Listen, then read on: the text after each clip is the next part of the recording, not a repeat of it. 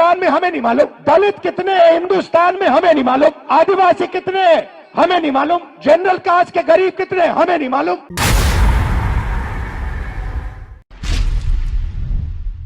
एक साल पहले हमने कन्याकुमारी से कश्मीर तक भारत जोड़ो यात्रा की थी। 4000 किलोमीटर हम चले, हजारों लोग, लाखों लोग एक साथ मिलकर भारत जोड़ने के लिए समुंदर से हिमालय की बर्फ तक चले।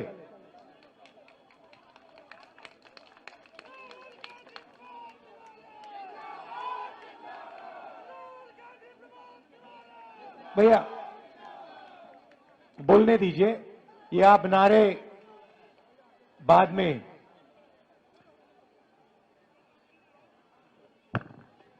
देश में बीजेपी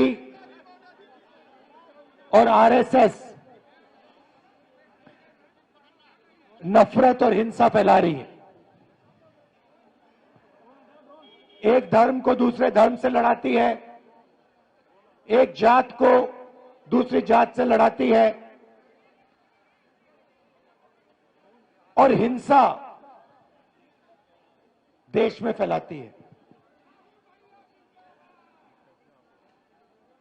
4000 किलोमीटर में मैंने हजारों युवाओं से, किसानों से, छोटे व्यापारियों से बात की। 7 घंटे हम चलते थे, 15 मिनट शाम को ऐसा भाषण होता था और लोगों ने मुझे सिर्फ 2-3 बात बोली। सबसे पहले, हर प्रदेश में बेरोजगारी, बेरोजगारी, बेरोजगारी, बेरोजगारी, जहां भी आप देखो बेरोजगारी दिखेगी। युवाओं से बात करो, कहते हैं राहुल जी 5-6 लाख रुपए, 10 लाख रुपए हमने प्राइवेट यूनिवर्सिटी और कॉलेजेस को दिया है। हमने सोचा था, ये झंडा हटाइए, हमने सोचा था कि ये जो हमने 5-6 लाख रुपए प्राइवेट कॉलेज और यूनिवर्सिटी में डाला, इससे हमें डिग्री मिलेगी और डिग्री से हमें रोजगार मिलेगा। हमने रोजगार पाने के लिए ये शिक्षा ली है।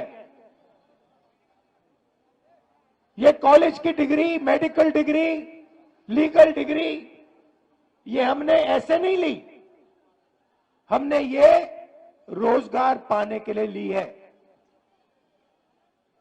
और 5-6 लाख, 10 लाख खर्च करने के बाद हमें पता लगता है कि प्राइवेट कॉलेज और यूनिवर्सिटी वालों ने हमारा पैसा ले लिया, एक कागज हमें पकड़ा दिया और हिंदुस्तान में उस कागज का कोई मतलब नहीं है, क्योंकि उस कागज से हमें रोजगार तो नहीं मिलता। दूसरों ने कहा राहुल जी हम पढ़ते हैं और फिर एग्जाम के दिन पेपर लीक हो जाते हैं और युवाओं के मोबाइल फोन पे हमें दिखते हैं, मोबाइल पे हमें दिखते हैं।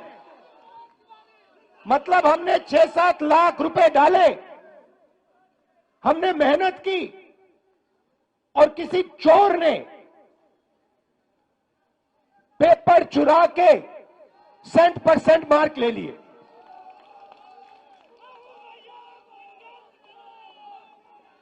अब जब ये मेरे पास आते थे, नहीं सुनो डिस्टर्ब मत करो, जब भी मेरे पास ये आते थे, युवा आते थे,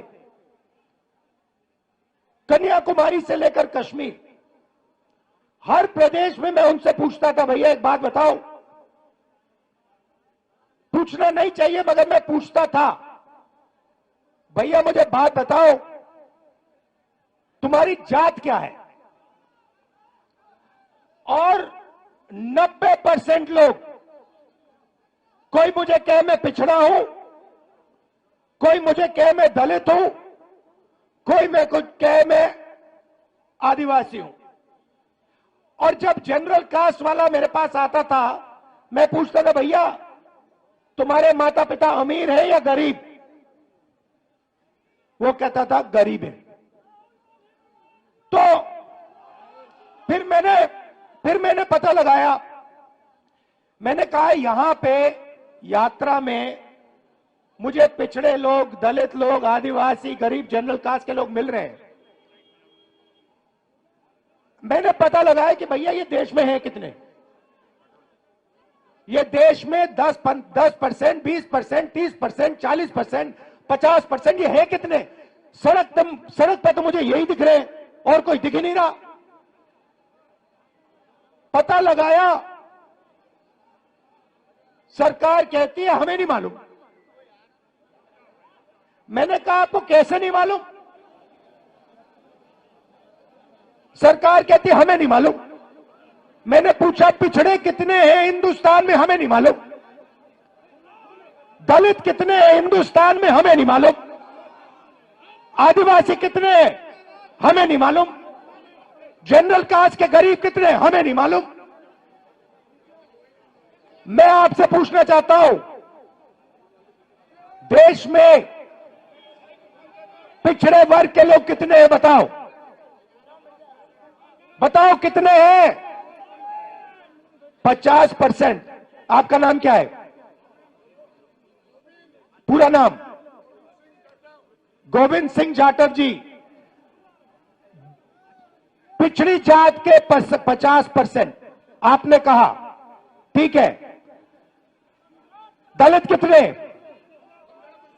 15%। आदिवासी कितने? 8%। 50, 15 और 8 कितना हुआ? 73%।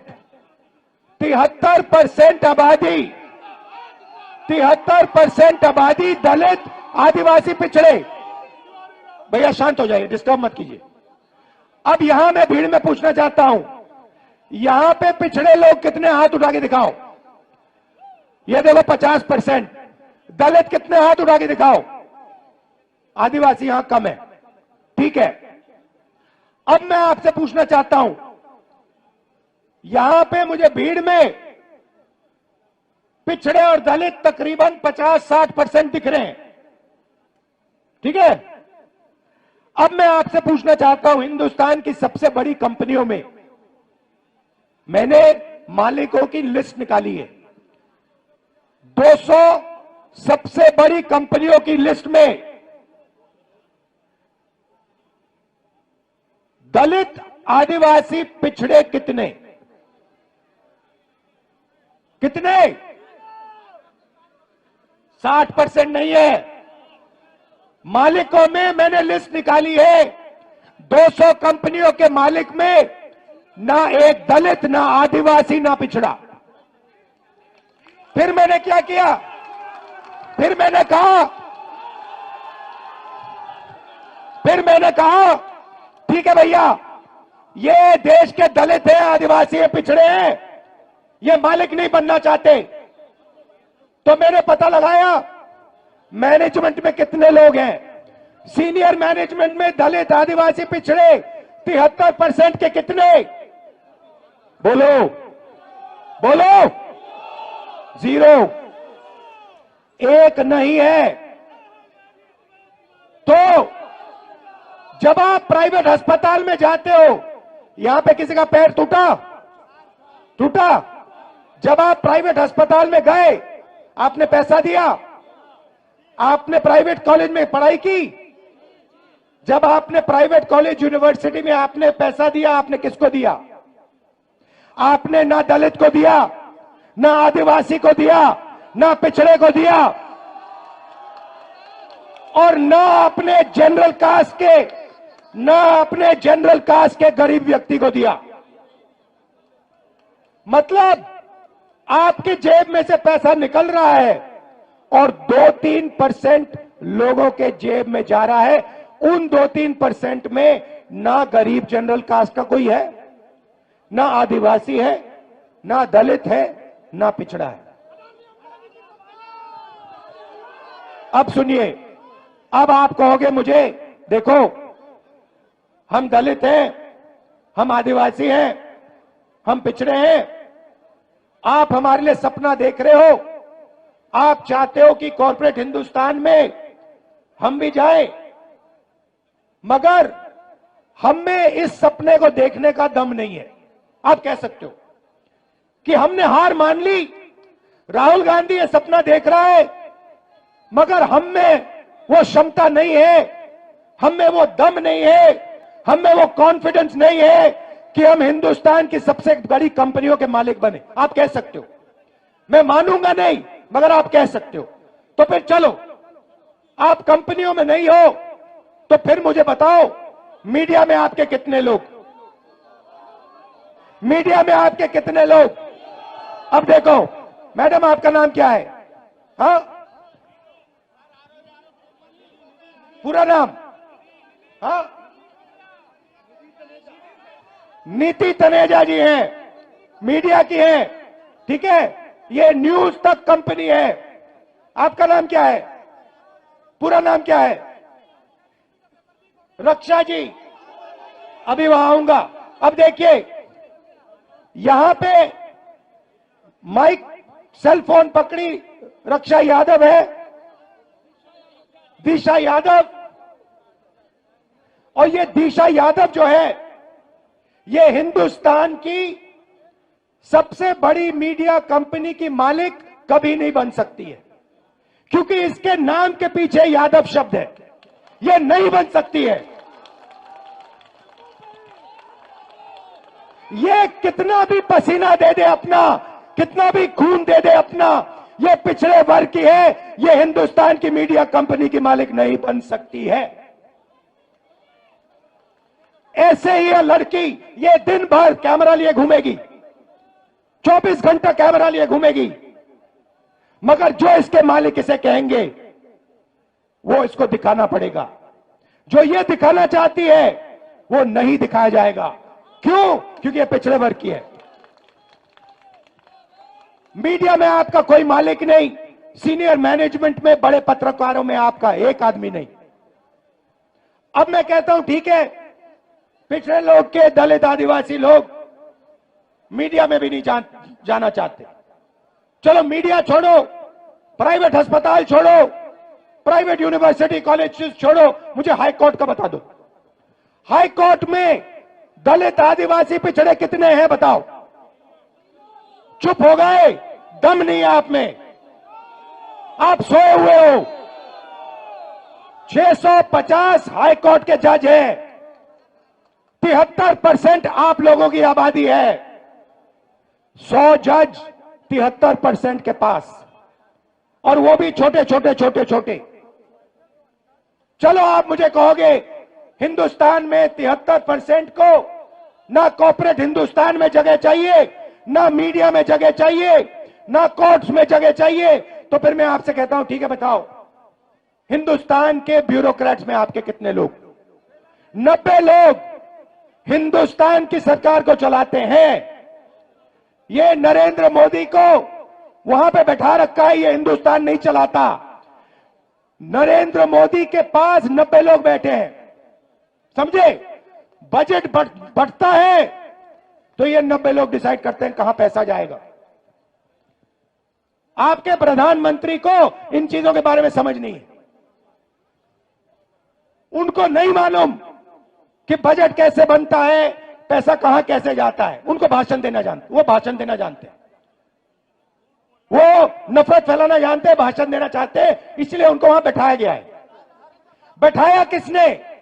अदानी ने, अंबानी ने, इन लोगों ने, ठीक है। अब सुनिए, 90 लोगों में से आपके बजट का एक एक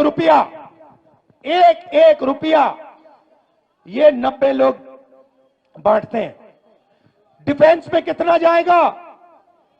अग्निवीर योजना होगी या नहीं होगी? नहीं नहीं भैया बोलो, जितना बोलना है आपको। नहीं होगी, कुछ फर्क नहीं पड़ता, कुछ फर्क नहीं पड़ता। आप में कुछ दम नहीं है, आप में कुछ दम नहीं है, बोलो जितना बोलना है, कुछ नहीं होगा। अरे भाई सुन लो, समझ लो, समझ लो, समझ लो, आपके दिमाग में बात बैठ नहीं रही है। आप जितना चिल्लाना चाहते हो चिल्ला लो, जितना आप कहना चाहते हो अग्निवीर नहीं होगा चिल्ला लो, कुछ फर्क नहीं पड़ने वाला। आप में दम नहीं है, आप में दम नहीं है। अग्निवीर होगा, अग्निवीर होगा। क्यों? क्योंकि अदानी चाहता है इसलिए अग्निवीर होगा, मोदी चाहता है इसलिए अग्निवीर होगा। कैसे? वो क्या दम नहीं है आप में? कैसे नहीं होने? देखो हो रहा है। आप चिल्लाते हो और कुछ नहीं करते, दम नहीं है आप में। 73% में दम नहीं है। सुलारक मैं बताऊंगा आपको रास्ता, मैं रास्ता बताऊंगा, मगर दम नहीं है तुम लोगों में। तुम लोग सोए हुए लोग हो। मैं खुल के तुम्हारे सामने बोल रहा हूं, तुम लोग सो गए हो।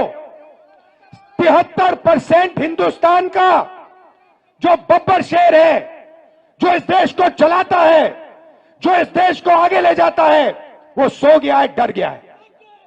ये देश की सच्चाई है। आप कहो जितना कहना है अग्निवीर नहीं होगा, अग्निवीर नहीं होगा, नहीं होगा। 73% में दम नहीं है। होगा, कैसे नहीं होगा? अदानी ने डिसाइड किया होगा, होगा। नरेंद्र मोदी ने डिसाइड किया होगा, होगा। 90 ब्यूरोक्रेट्स ने डिसाइड किया है, होगा, होगा। दम नहीं है तुम में। अब सुनो, अब सुनो, 90 लोगों में से आर्मी में कितना पैसा जाता है वो डिसाइड करते हैं, स्वास्थ्य में कितना जाएगा वो डिसाइड करते हैं, किसान बिल वो डिसाइड करते हैं। 90 में से आपका कितना? 90 में से दलित आदिवासी पिछड़ों की कितनी भागीदारी मुझे बताओ? 90 में से 3 ओबीसी, 3 दलित, 1 आदिवासी, 90 में से 7 आपके। और सुनो, पता कहां बैठे? बड़ी बड़ी मिनिस्ट्री में नहीं बैठे, डिफेंस मिनिस्ट्री में नहीं बैठे, फाइनेंस मिनिस्ट्री में नहीं बैठे। कहां बैठे? छोटे से कमरे में बैठे पीछे। और उनको कहा जाता है तुम लोग चुप हो जाओ, ज्यादा बकवास मत करो, नहीं तो तुम्हारा एसीआर उड़ा दिया जाएगा। एसीआर समझते हो? नहीं समझते। एनुअल कॉन्फिडेंशियल रिपोर्ट, जिससे पिछड़े ब्यूरोक्रेट्स की, दलित ब्यूरोक्रेट्स की, आदिवासी ब्यूरोक्रेट्स की रोज हत्या होती है। एसीआर नाम समझ लो।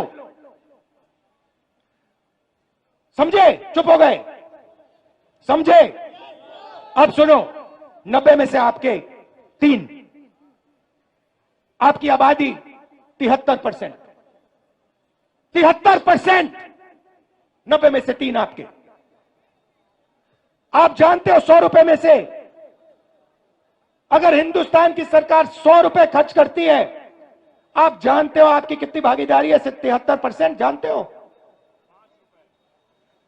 100 में से 73% की भागीदारी 6 रुपए 10 पैसे। 100 रुपए का नोट दो मुझे, 100 रुपए का नोट दो मुझे। मैं ठीक से समझाऊंगा आज आपको, तो समझोगे। 100 रुपए का नोट दो। ये रहा 100 रुपए का। अब 6 पैसे की कोई चीज दो मुझे, 6 रुपए की चीज दो मुझे कोई। 6 रुपए निकालो जेब से। ये लो, ये लो 6 रुपए, ये लो, ये लो, ये लो, ये देखो, ये बजट में से 100 रुपए गए ना। अगर 100 रुपए बजट में खर्च हुए,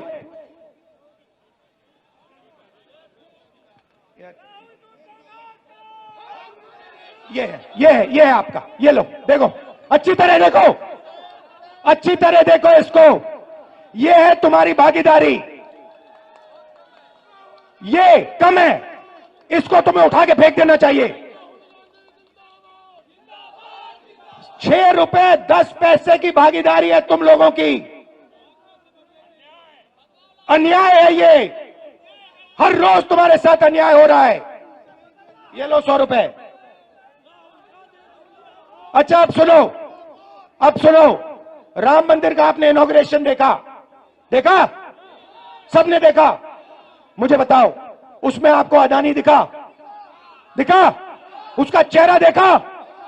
अंबानी का चेहरा देखा? अमिताभ बच्चन का देखा? ऐश्वर्या राय का देखा? कोहली का देखा? किसी किसान का देखा? किसी मजदूर का देखा? किसी गरीब का देखा? हिंदुस्तान की राष्ट्रपति आदिवासी है। हिंदुस्तान की राष्ट्रपति आदिवासी है। उसका आपने राम मंदिर में चेहरा देखा? क्यों नहीं देखा? क्यों नहीं देखा? किसी दलित का आपने मंदिर में चेहरा देखा? किसी पिछड़े का आपने मंदिर में चेहरा देखा? तो फिर अब मैं आपको बताता हूं, आपने नरेंद्र मोदी का चेहरा देखा। आप कहोगे नरेंद्र मोदी पिछड़े वर्ग का आदमी है, और मैं आपको बताता हूं, नरेंद्र मोदी जब पैदा हुए गुजरात में वो जनरल कास्ट के आदमी थे। गुजरात में 2000 में उनकी जात, घाची जात को ओबीसी में डाला गया था। नरेंद्र मोदी ओबीसी नहीं है, नरेंद्र मोदी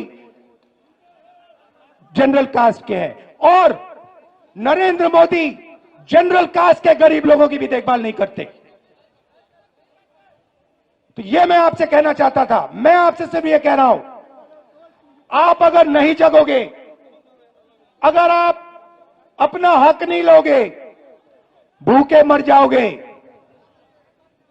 आपके जो बच्चे हैं ना, मैंने देखा वाराणसी में, रात को मैंने देखा, शराब पिए सड़क पे लेटे हुए थे। शराब पिए सड़क पे लेटे हुए थे। डिप्रेशन में है, जानते हैं कि भैया कुछ नहीं होने वाला यहां पे। अब सुनो, अब बात समझो। रास्ता आपने मुझसे पूछा, मैं आपको बताता हूं। सबसे पहले एक ही सवाल आपको अपने आप से पूछना है, ठीक है? सवाल क्या है बताओ?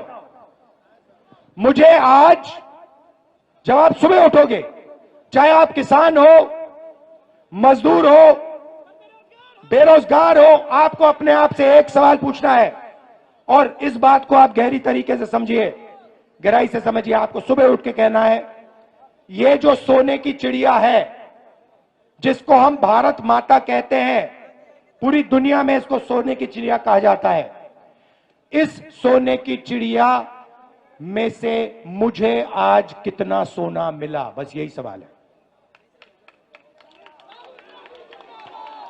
आप सुबह उठो, आप किसान हो, आप कहो कि मैंने भारत माता के लिए आज अपना खून पसीना दिया, मेरी माता ने आज मुझे कितना पैसा दिया? यही सवाल है, और कोई सवाल नहीं। अब समझाता हूं आपको। सबसे पहला काम गिनती का काम है। सबसे पहले देश को बताना है दलित, पिछड़े, आदिवासी इस देश में कितने हैं। उसका तरीका जाति जनगणना है। अब उसके बाद मैं आपको रास्ता बता रहा हूं। मैं क्रांतिकारी बात कर रहा हूं इस स्टेज पे। यह आपको हिंदुस्तान के टेलीविजन पे नहीं दिखेगी, क्योंकि टेलीविजन अदानी का है।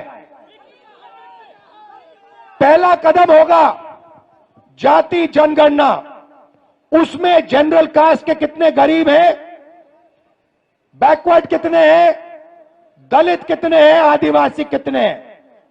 उसके बाद जाति जनगणना के साथ इकोनॉमिक, आर्थिक सर्वे। उसके बाद पता लगेगा कि पिछड़ों के पास इस देश का इतना धन है, गरीब जनरल कास्ट के पास इस देश का इतना धन है। अमीर जनरल कास्ट के पास, अरबपतियों के पास इतना धन है, पिछड़ों के पास, दलितों के पास, आदिवासियों के पास इतना धन है, और जिस दिन वो ऐसे ऊपर लिख दिया जाएगा, उस दिन सारे के सारे बब्बर शेर जग जाएंगे। ये रास्ता है। अब जब मैंने जाति जनगणना की बात की, गिनती की बात की, नरेंद्र मोदी जी स्टेज पे जाते हैं, भाषण देते हैं, ऐसे कहते हैं, भाइयों और बहनों, भाइयों और बहनों, देश में सिर्फ दो जात हैं, एक गरीब है और एक अमीर है। देश में जात नहीं है। अरे भाई, अगर जात नहीं है तो तुम ओबीसी कैसे बन गए?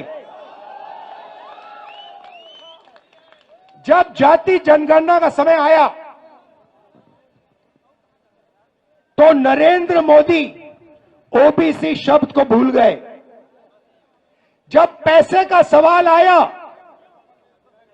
तो नरेंद्र मोदी ओबीसी शब्द भूल गए, पिछड़ा शब्द भूल गए, कहते हैं दो ही जात है। नोटबंदी की, ये जो सब दुकानदार हैं, इनको बर्बाद कर दिया, किसानों को मार दिया, तब ओबीसी थे। जीएसटी लाए, पिछड़ों को मार दिया, तब ओबीसी थे। 14 लाख करोड़ रुपए उन्होंने अदानी जैसे लोगों का कर्जा माफ किया, तब ओबीसी थे। मैंने जाति जनगणना की बात की, सोने की चिड़िया की बात की, धन को बांटने की बात की, तो सिर्फ दो जात है, नरेंद्र मोदी ओबीसी नहीं है। आप ही बात समझिए। और मैं आपको बता रहा हूं, ये मीडिया वाले कुछ भी कर लें, कोई भी कुछ कर ले, इस तूफान को नहीं रोका जा सकता। ये आज नहीं तो कल 73% जग जाएगा। वो आस्ते आस्ते जगेगा। जब वो जगेगा, जब उसको सच्ची चोरी समझ आएगी, तब इस देश में क्रांति शुरू हो जाएगी, तूफान आ जाएगा। आखिरी बात आपसे कहना चाहता हूं। आपका नाम क्या है? हाँ, ऋषभ। क्या ऋषभ सिंह, ऊपर आओ।